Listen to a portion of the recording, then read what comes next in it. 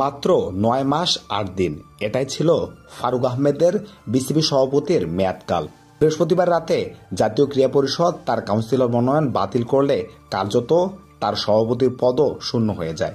পরদিন শুক্রবার পরিচালকদের জরুরি সভায় আমিনুল ইসলাম বুলবুলকে নির্বাচিত করা হয় নতুন সভাপতি হিসেবে।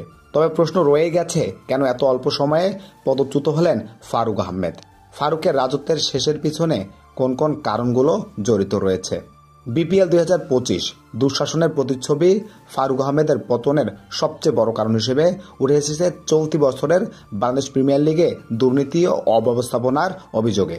বিশেষ করে দুর্বার রাজশাহী ফ্র্যাঞ্চাইজির অর্থনৈতিক বিশৃঙ্খলা, খেলোয়াড়দের বেতন না দেয়া, হোটেলে বিল পরিশোধ না করা, শেষ পর্যন্ত খেলোয়াড়দের বিদ্রোহ, এই ঘটনাগুলো সরকারকে পর্যন্ত হস্তক্ষেপ করতে বাধ্য করে।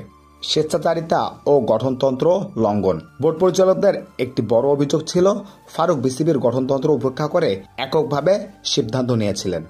বিশেষ করে প্রধান কোচ চান্ডিকা হাথিরুসিংহেকে বাদ দেওয়ার সিদ্ধান্তটি পরিচালকদের না জানিয়ে নেওয়া হয়েছিল বলে অভিযোগ করা হয়। বিসিবির গঠনতন্ত্র অনুযায়ী এমন বড় সিদ্ধান্তের আগে পরিচালকদের মতামত নেওয়াটা বাধ্যতামূলক। এর বাইরেও কিছু সিদ্ধান্তে ফারুক ঘনিষ্ঠ কয়েকজন পরিচালকদের উপেক্ষা করেছেন, যার ফলে বোর্ডের ভিতরেই দলাদলির সৃষ্টি হয়। ভেতরে কোন দল? ফাহিম বনাম ফারুক। বোর্ড পরিচালক এবং নাজমুল আবেদিন ফাহিমের মধ্যে দ্বন্দ্ব আরও এক ধাপ বাড়িয়ে দেয় এই পরিস্থিতি। এই দ্বন্দ্ব প্রকাশ্যে চলে আসে এবং বোর্ডের ঐক্য নষ্ট হয়। এমনকি ফারুক আহমেদের ক্রীড়া উপদেষ্টার সহকারী একজন কর্মকর্তার সঙ্গে উত্তপ্ত বাক্য বিনিময় হয়, যা প্রশাসনিক মহলে ভালোভাবে নেওয়া হয়নি। ফারুক আহমেদের অক্টোবরে সম্ভাব্য বিসিবির নির্বাচনে প্রার্থী হওয়ার আগ্রহ।